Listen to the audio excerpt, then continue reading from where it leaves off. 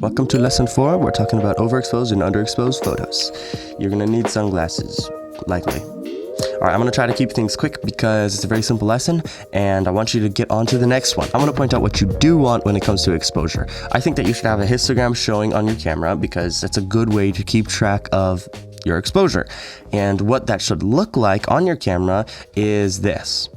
Right here, you can see that there are pixels on the left side of the image in the blacks and the shadows, but also in the whites and the highlights.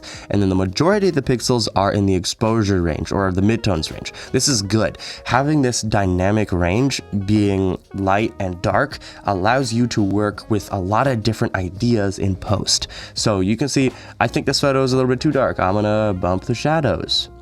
I can do that because my shadows aren't clipped. And over here in this photograph, I think it's too bright. I can decrease everything.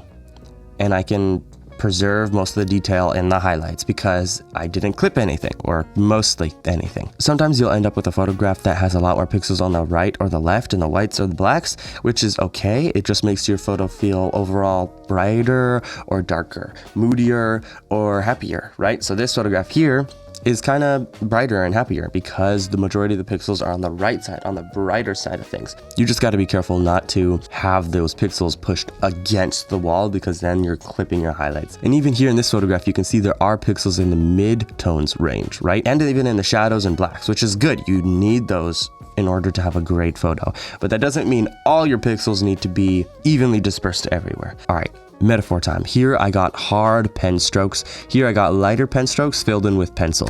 The hard pen strokes represents the whites in your image. If you push your whites too far to the left side of the histogram, you're going to overexpose them and there will be too much detail, so much in fact that you can't remove anything.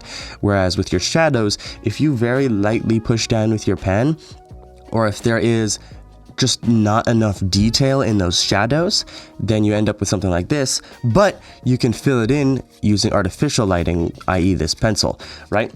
The problem is a pencil is not as high of a quality pen stroke than a pen. The same goes for the artificial lighting that you'd be putting into your shadows in post. Take a look at this tree here. This tree is really dark, and if I boost the shadows, you start to see that I get detail back on the branches, on the trunk, etc. But when you zoom in, you'll see that there's a lot of pixels, like little dots here. That's noise. That's from the artificial lighting. But if I move this down, you start to see that the dots disappear. So when you introduce new artificial lighting into a darker scene or darker area, then you get noise, which isn't the best. But you can kind of recover the shadows by heading down, if you're on Lightroom, to the Details tab and clicking on Denoise. This is Lightroom's feature that removes noise. I don't really use it too much because it's so minimal, but it can be extreme in some cases, and then you might want to use Denoise. But you can check that out.